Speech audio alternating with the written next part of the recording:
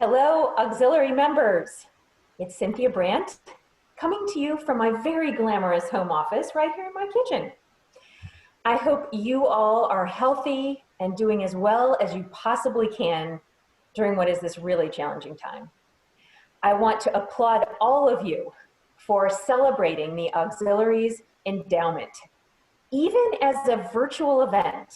And I, like many of you, have probably been to many virtual events and Zoom events by now.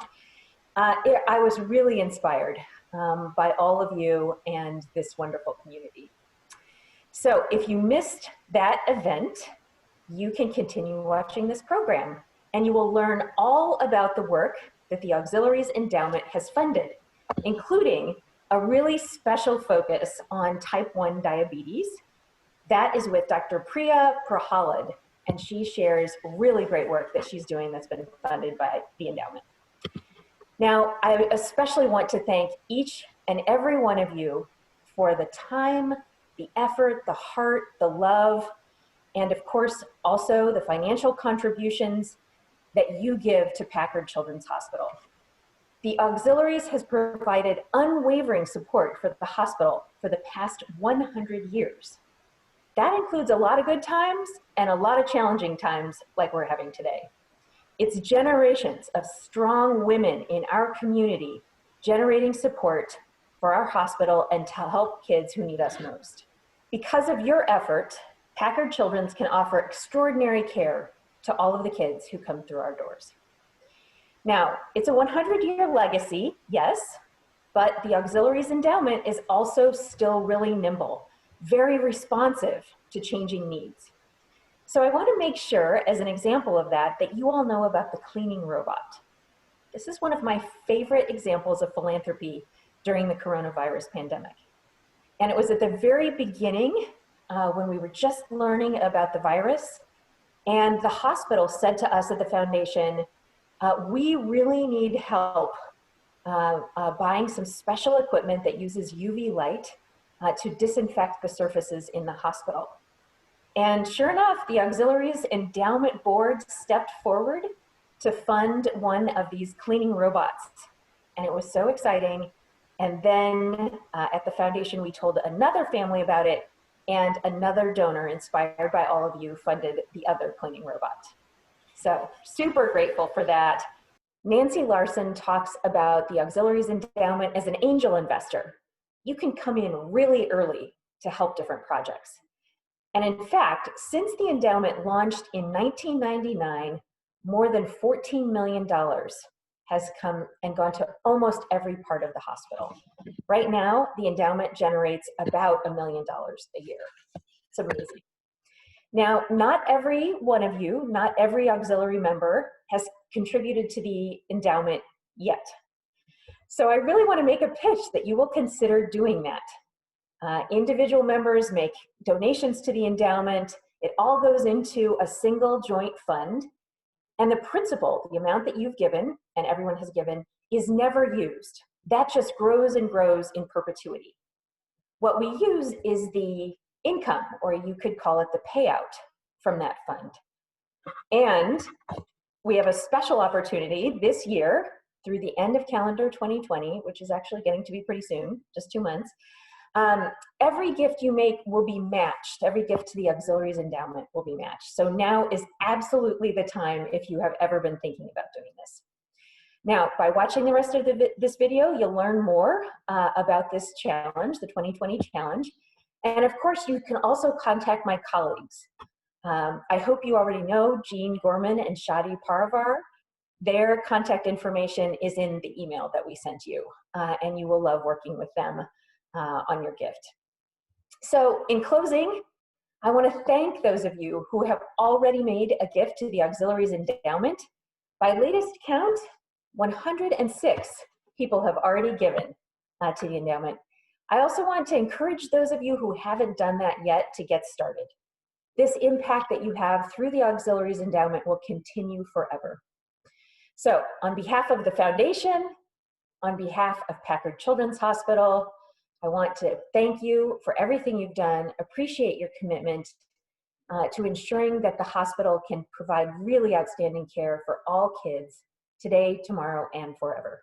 Thank you so much. Good morning, everyone, and welcome to the Auxiliaries Endowment Celebration webinar. Hopefully this is our first and only Auxiliaries Endowment Celebration webinar. I hope this finds everyone staying safe and healthy, and we want to thank you for joining us today. We're so happy to have you with us. For those of you that may not know me, my name is Jean Berube, and I'm the Director of Auxiliaries Relations at the Foundation. I'm very proud to work at the Foundation, supporting your incredible work and the work of all 7 of our auxiliaries. Before we formally begin the program today, I'm going to cover just a few housekeeping details. For purposes of the event, your cameras are off, your microphones are muted, and the chat and Q&A functions have been disabled. However, there will be a post-event email that provides an opportunity for engagement and questions, and most importantly, will provide details on how to get involved with the Auxiliaries Endowment. We have a wonderful program lined up for you this morning, featuring Elizabeth Dunleavy, Nancy Larson, and Dr. Priya Prahalad, who will give us insight on her work with type 1 diabetes patients and how they are benefiting because of a grant from the Auxiliaries Endowment. And wrapping up the program today is my wonderful colleague, Jean Gorman, Director of Gift Planning, whom I believe many of you already know. So without further ado, let's get things started. It is my great privilege to welcome and introduce Elizabeth Dunleavy. Elizabeth has been involved with Packard Children's Hospital for well over 2 decades. Like you, she is a dedicated community volunteer and philanthropist, and she has an incredible passion for art. Aware of many, many hats, Elizabeth currently serves as the chair of the Foundation Board of Directors. And she also serves on the hospital board of directors, where she chairs the Public Spaces Committee, as well as the Facilities and Construction Committee. It is truly an honor to have Elizabeth open the program today. Elizabeth? Thank you, Jean. First off, I know none of us prefer this Zoom format, and I promise I will try to speak as clearly and slowly as Jean, but I doubt that would be possible. So thank you for allowing me to be here celebrating the Auxiliaries Endowment. I was thrilled when Nancy asked me to give some opening remarks for today's event. I've known Nancy as a board member of the Foundation, and I'm continually inspired by the work of the auxiliaries. For over 100 years, the generosity of the auxiliaries in time and treasure have had a profound impact on Lucile Packard Children's Hospital. As Jean said, I have many hats at Packard. I was going to say over the past 15 years, but Jean's comments reminded me it's actually been over the last 20 years. I've served on the hospital board and chairing a variety of committees, now chairing the Foundation board. However, I believe my strongest relationship to Packard is and will always be as the place that cared for my daughter when she had a life-threatening illness. Packard saved my daughter's life. And if any of you have about 2 hours, I can give you the full story. My family can never repay the debt that we owe to Packard and its philanthropic community, of which you are a critical component. Those who came before us over the past 100 years invested in this hospital, which was here with state-of-the-art, family-centered care when my family needed it most. It's impossible to overstate my commitment to the hospital and to children's health. As you've heard, I chair the Public Space Committee, which oversees the interior finishes and art at Packard Hospital. Since the 2017 opening of the new buildings at Packard, which we now refer to as the main building, one of our major focuses has been refreshing the original building, the West Building, ensuring there's a visual integration between the two. This slide presents some great examples of what we look for in the West Building refresh. On the left is an area you may recognize outside at Friedenrich Auditorium. Our overall goal on these refreshes is to not invest in anything that will not be part of any bigger renovation of the space, to reduce the institutional feel of the area and to create many more intimate, smaller zones for intimate seating. And then, as I said, to integrate the two buildings visually so it reads as one hospital. So if you look at the wood floors, they give it a less institutional feel. We have an area rug in this area. We have the furniture is the same fabrics and actual furniture as we selected for the West building. On the right, you see one of my favorite pieces. This is a paper mache dog, which was given to Packard probably 30 years ago. And like all of us, after 30 years, we need a little refresh. We touched up his paint. We gave him a new vitrine, and we gave him a new place. It's outside the elevator lobby on the 3rd floor. And these chairs and fabric that we picked out for the main building, we placed here, and they look as if they were actually designed to go with this beautiful dog's coat. It has better lighting and overall a refresh. I had the pleasure of working with Nancy as we addressed what I call a rather sad area, which ironically was designed to honor the auxiliaries. It's a large hallway with a lot of wasted space. It really was a thoroughfare. So few people were stopping to really appreciate the display or read it. And you would also need your reading glasses to read the size font of the details. It was faded, it was dark, the images were very dated, and there was an old model of the main building project, which had opened in 2017. And in rather inappropriately, it gave the message with this beautiful model of the main building, where the West building, as you can see, has no detail on the model. So as if it was left behind, which is the exact opposite of the message we would like to convey. So Nancy and I worked on this space. In our first upgrade to arrive is this incredible sculpture called the White Ram. It's by a South American Colombian artist named Federico Uribe. And it's actually called the White Ram, but for a long time it was named by the staff the Mysterious Ram, because we kept talking about it coming, but it had so many regulatory things it had to go through. It took months for OSHPA to approve. I guess they had never installed a life-size metal ram. This ram is made from recycled computer parts. So you can see it stands on keyboards. The wiring of the computer is its coat, and then the heavy coils are from computer cables. Took forever to install, and Jean reminded me yesterday, she was part of the people, we were recruiting people in the hall to lift the vitrine and place him on. So he was certainly a community effort.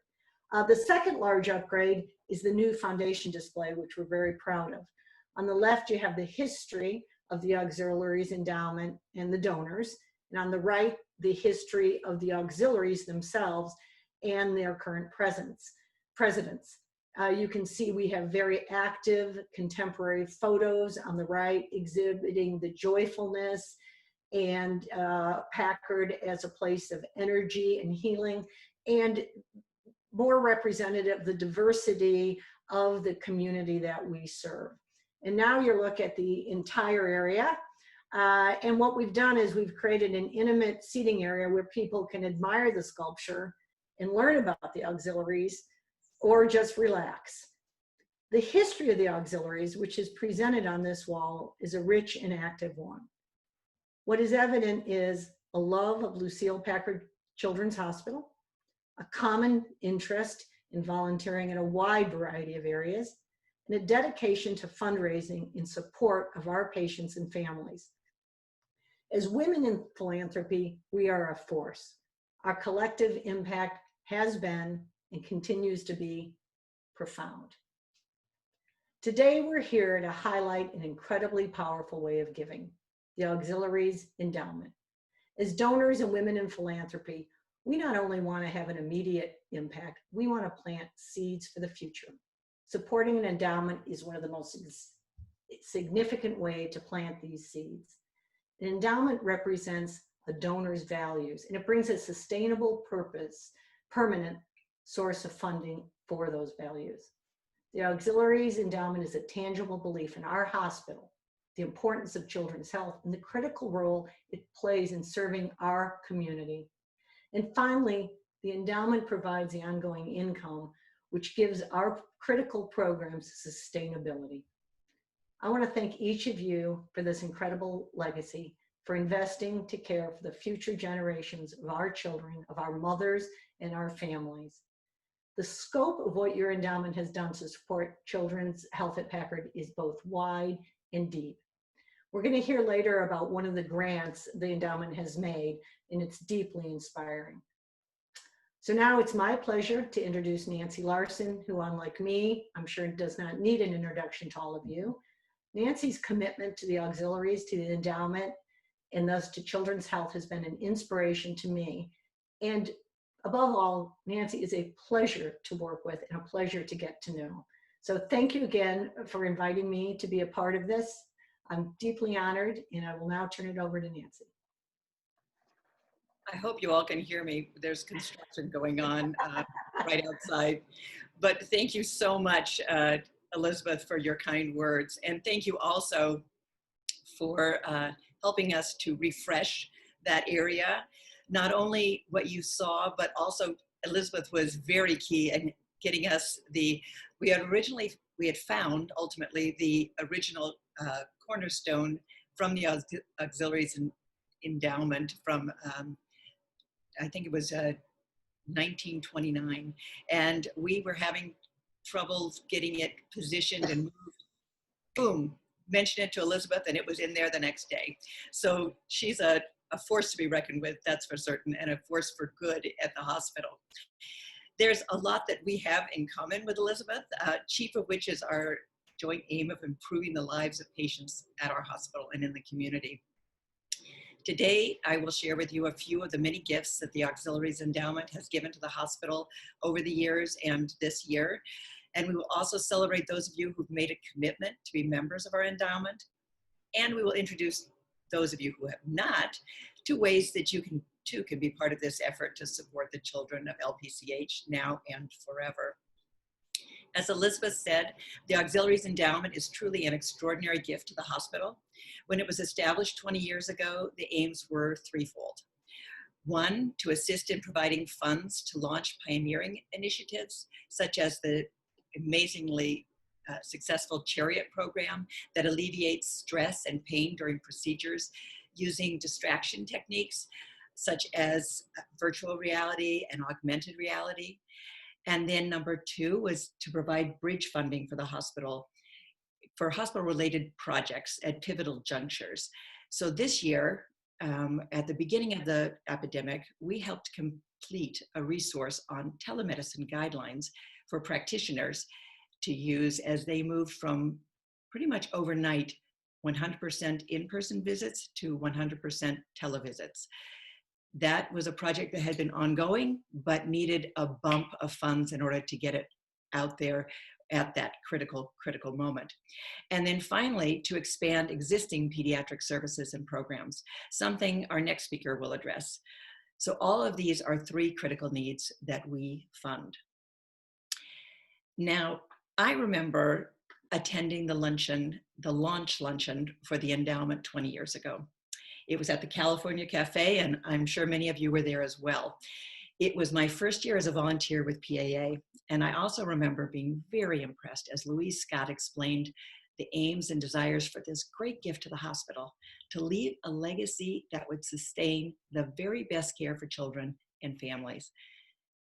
There were at that point, four sizable estates of auxiliary members that had been left to the hospital. Stephen Pepys, working with Louise Scott and her board, came up with the idea to create the AE from these bequests. And without Chris Dawes and the hospital board's approval, our endowment would not have been created. I have to admit, though, that while I walked away from that lunch thoroughly impressed by the organization I just joined, I was also thoroughly misguided. Back at my job in the kitchen at Allied Arts, I told my Tuesday head cook, Karen Sutherland, how impressed I was that we were supporting these wonderful projects. Karen, a soon-to-be president of the Association of Auxiliaries and an early endowment member, set me straight. She said, our endowment is separate and distinct from general auxiliary fundraising efforts. And despite being called the Auxiliaries Endowment, the auxiliaries do not directly fund the endowment. The endowment is made up entirely of gifts from individual auxiliary members, as well as family members and friends of the auxiliary. My second misconception was that one needed to be wealthy and needed to have an estate in order to have an estate plan, and needed to die in order to give. Well, at that point, I had 2 daughters, not yet in high school, an average middle-class lifestyle, and no plans to kick the bucket soon. So I found out soon also that I was wrong there as well. Yes, those first 4 gifts to the endowment were bequests, and they were large ones. But members of all incomes can join the endowment by using IRA rollovers or gifts of stock, or set up an annuity, or even give on the installment plan. There are a multitude of ways to make even modest gifts grow in perpetuity. What began in 1999 as an $8 million endowment today stands at over $24 million. It provides more than $1 million every year as a payout, supporting a vast array of programs at the hospital. We never touched that corpus, the $24 million and growing, only using the interest to pay for these funds. Over $14 million of funding has been granted during the past 20 years. In addition to our main endowment, there have been 5 sub-endowments established over the years to support specific programs. The first was established in honor of our dear friend Harvey Cohen to support palliative care. Additional endowments were then established to support bereavement and family guidance, the Teen Health Van, social services in honor of Victoria Applegate, and I am very honored to share that the newest endowment established this past spring supports the Cleft and Craniofacial Center. We felt the need to create this ongoing source of funding for dental, orthodontic, and mental health needs of children who are born with cleft and craniofacial deformities, because there is not, and most likely never will be, insurance coverage for what is so inaccurately labeled cosmetic needs. Our 2017 Auxiliaries-wide special project for cleft and craniofacial was our most successful ever. It struck a chord within all of us, but we knew that when our funds were used up, we did not want just 4 years or 5 years of kids with beautiful smiles and healthier mental attitudes. We wanted all children to have this more normal future. And with this fund, they will. Thank you for helping us to accomplish this really great achievement. And on the topic of achievements, I specifically want to note that the Auxiliaries Endowment provided the first significant gift to the hospital at the onset of COVID-19. When the pandemic hit the Bay Area, there was a critical need for a UV cleaning robot to keep our hospital safe for patients, families, and staff members. The only problem was the robot's hefty price tag. We were able to mobilize the Auxiliaries Endowment committee members and our board members to virtually secure immediate approval to fund this need. And so from the year's payout of the endowment, all this was done in record time to provide this critical gift at a critical moment. I was very pleased and proud for all of us when I was able to deliver the news to the foundation and the hospital. Those Auxiliary Endowment Committee members and Association of Auxiliary Board members are in our audience today. How heartwarming it is to know that we were 100% behind the hospital in responding to this new crisis, but not surprising, so as keeping patients and families safe is what we do. If we were together in a normal luncheon, I would say, You all deserve a round of applause.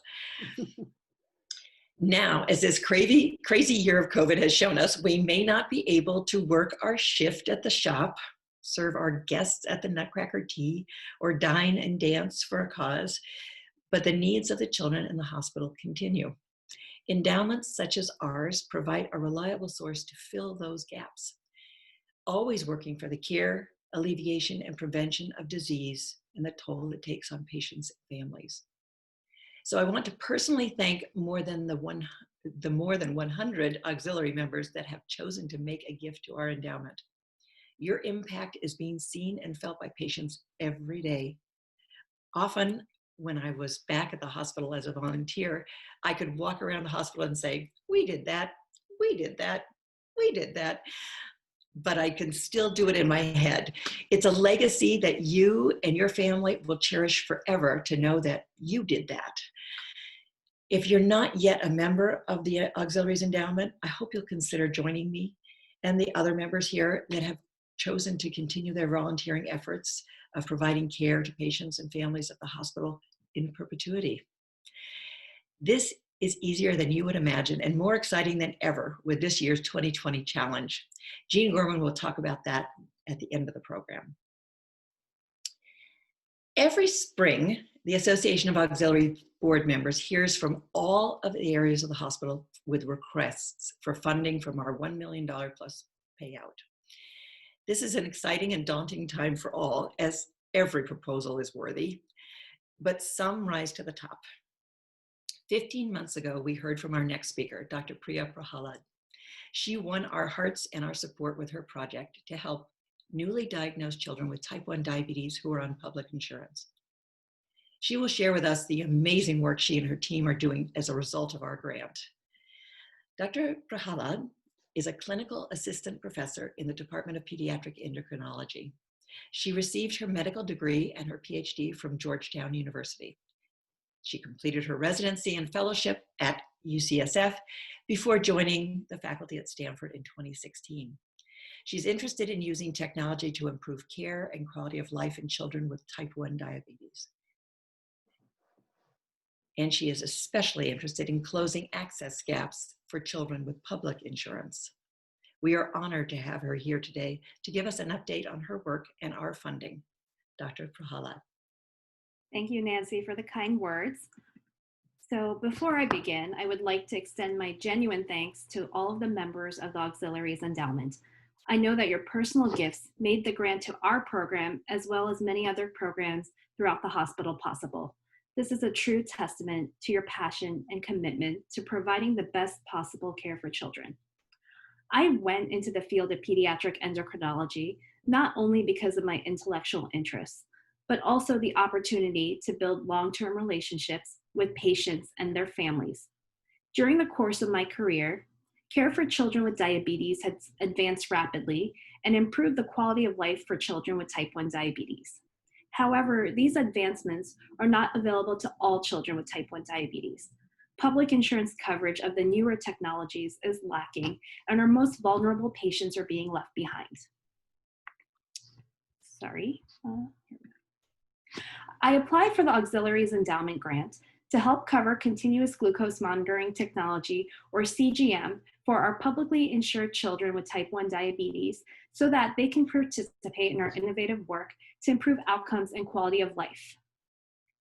And we wanted to use some of the data that we were able to collect to advocate for policy level changes at the state level. Before I discuss our program, I would like to tell all of you a little bit about type 1 diabetes.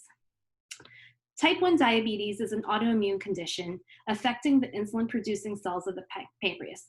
It's really important to note that lifestyle choices do not play a role in type 1 diabetes. Individuals with type 1 diabetes are dependent on insulin for survival.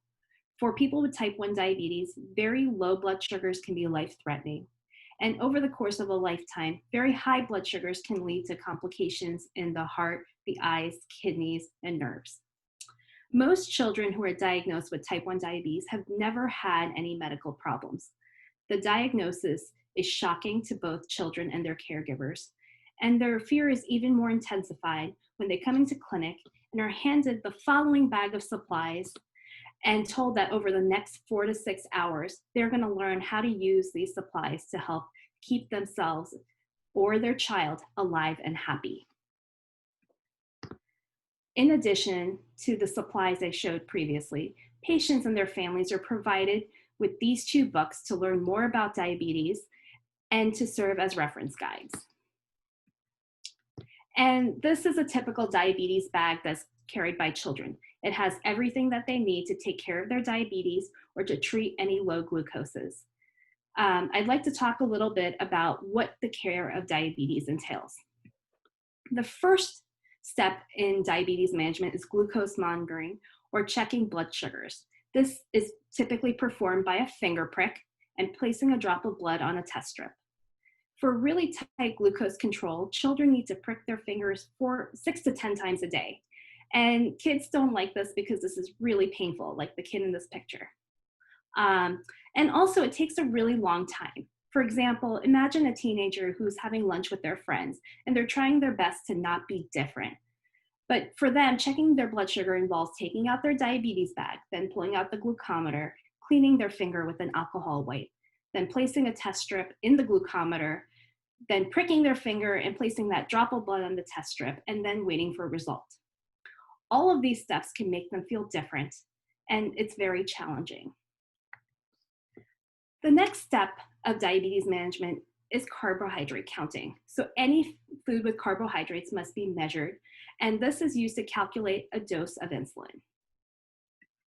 And then the third step is insulin injections. The child receives insulin every time that they eat by an injection. The dose is calculated by combining the carbohydrate count with the blood sugar. Care of diabetes is very time consuming and it can be painful. Fortunately, there are technologies out there that make things a little bit easier. And I will be talking about one of these technologies called a continuous glucose monitor, or CGM as I'll refer to it going forward. The CGM is a small wearable device that's placed every 10 days. So the little girl on the right is wearing a CGM on her arm. It can record a glucose every 5 minutes or 288 times per day. And all of this can be done without any finger pricks. The data is easily viewable on a receiver, so that's what the little boy is holding. Or more importantly, it's viewable on a smartphone. And the really nice piece about having the smartphone as part of the viewing is that this data can be shared with parents, grandparents, other caregivers, or physicians. The caregivers can know where their child's glucoses are at all times, and they can even receive alarms when glucoses are too high or too low. And this can give caregivers peace of mind while their child is out there just being a child. And I also want to add that the American Diabetes Association has recently made this standard of care for all children with diabetes, but despite this, there isn't equal access to this technology.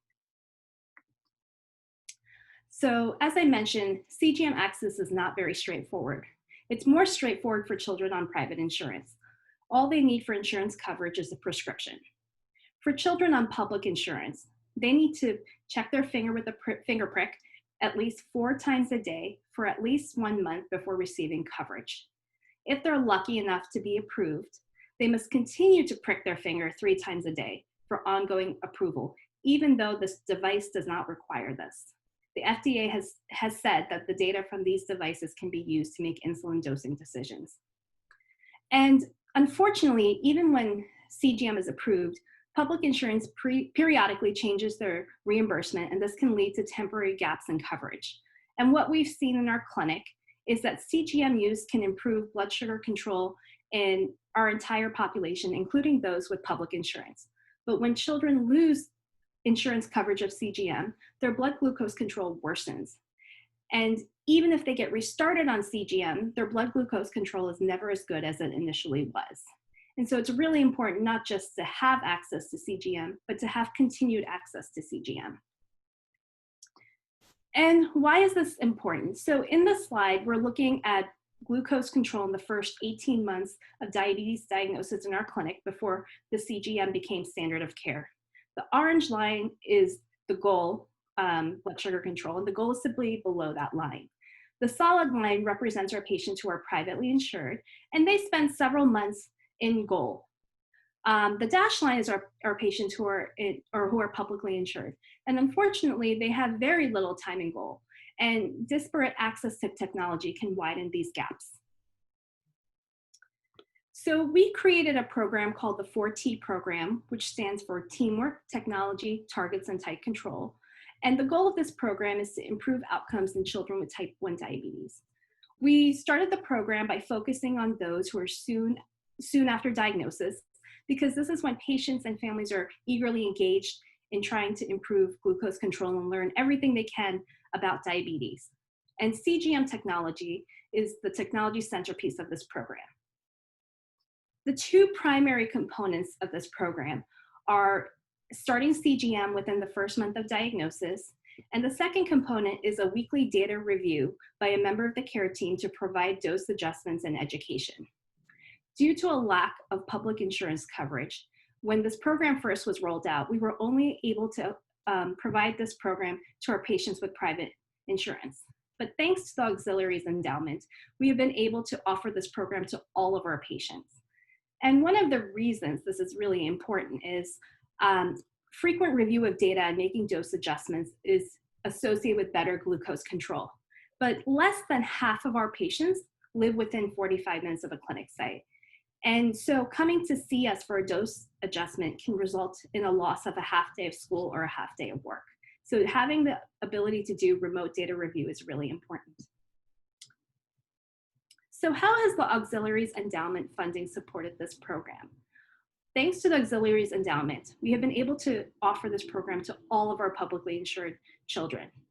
Technology has been provided to allow for remote monitoring, and we were able to extend this program to some of our publicly insured children who had established diabetes. And then the last component was we built a way of viewing this data in the medical record so it can be part of the child's medical history, and our team can review this data to talk to families about potential dose adjustments. So this is the view of the data we have implemented within our medical record. I want to draw your attention to that red box. That shows this child's glucose pattern over the last 2 weeks.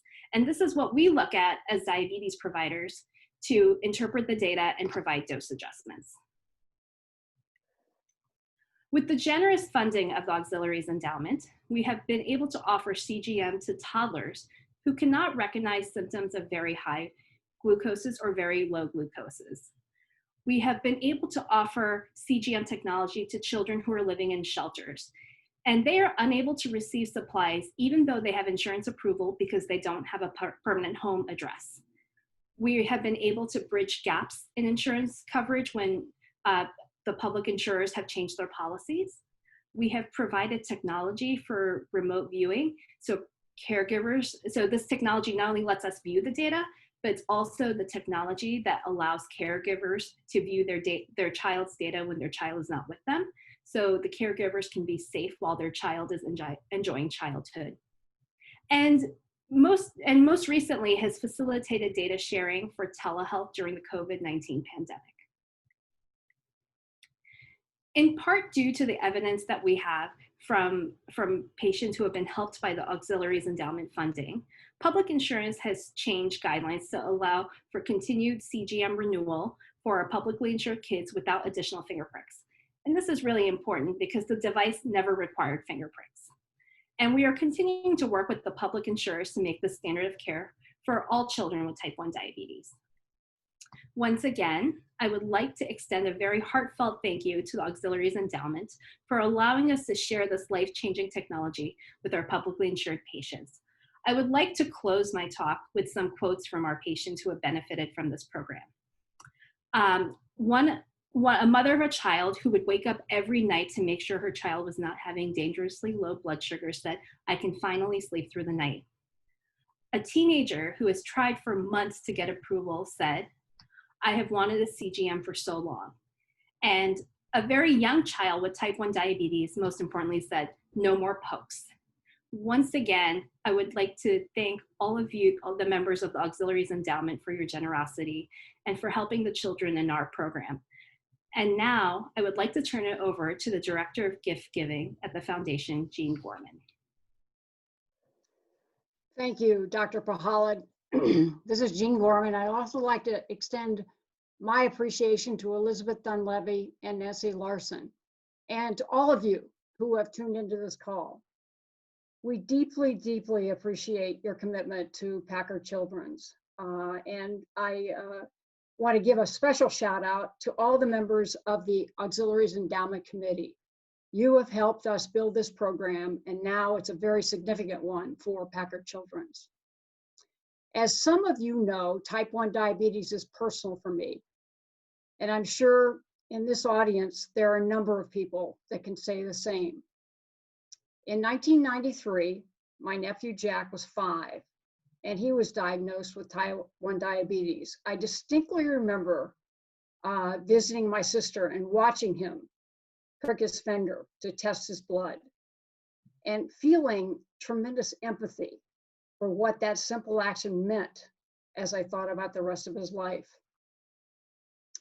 As we fast forward to today, Jack, who is a sous chef and recognized in the Seattle area as one of their up-and-comers, he could tell you himself the enormous benefits of using the monitor. Before continuous glucose monitoring was proven to be the best technology, private insurance companies weren't rushing to authorize this technique. Today, it's very different. And I applaud Dr. Pahala for her challenge to the state of California to get this technology accepted as the standard of care for all those on public insurance. And I absolutely love it that the Association of Auxiliaries, through the Auxiliaries Endowment, funded her to do so. The Auxiliaries Endowment value today provides a payout which exceeds $1 billion each year, and it will grow. This critical resource for Packard children was initially created with bequests, as Nancy told you, in the late 90s. Since those founding members to the hospital made contributions, over 100 auxiliary members, spouses, children, and friends have named the Auxiliaries Endowment as a beneficiary of their estate plan or made outright contributions to the fund. And some individuals have done both. One of the unique features of the Auxiliaries Endowment main fund is its flexible nature. As we've heard, the Association of Auxiliaries has the traditional grant program where grants are solicited for members of the hospital and then pitches are made to defend their grant, if you will, and then money is awarded. Or they can turn on a dime and simply fund a critical need. In 2013, when I interviewed for my position at the hospital, at the foundation, I was given the opportunity to meet and visit with Victoria Applegate. As I look back on that day, whatever time we were allotted, we blew past it. We started talking about the Auxiliaries Endowment, and I had worked on women in philanthropy programs in other parts of the country. And I've got to tell you, I believe in the power of those two things, women and philanthropy. To be sure, the Auxiliaries Endowment received funding from auxiliary members and their families, but the driving force today are the women who have participated by making commitments and encouraging others to do the same. For the remainder of 2020, we are encouraging all members to support the Auxiliaries Endowment through the Auxiliaries Endowment Challenge. We're going to match funds given up to 10% of what's given, and with a limit of $10,000. And to date, we've already had $360,000 committed. So we have plenty of matching funds left.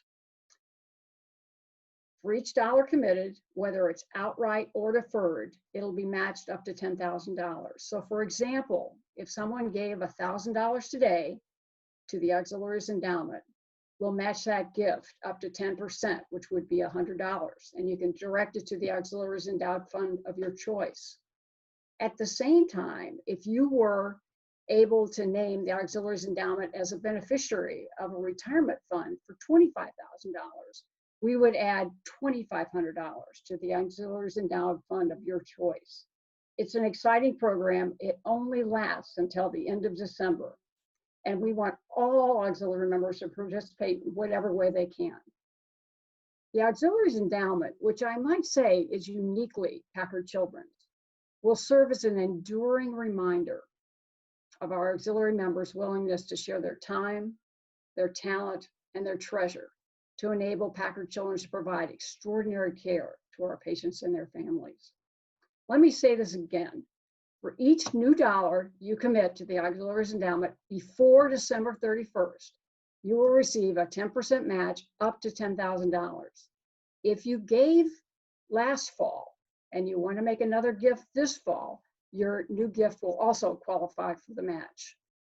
As you've been told, you'll receive a follow-up email with information on how you can contact me or our Associate Director, Shadi Paravar, to help you figure out the best way to participate. And so as we close out this video conference, we want to thank you all again for tuning in. And as we move into this holiday season, please, please stay safe. We all look forward to when we can gather again in person and to properly thank you for your participation.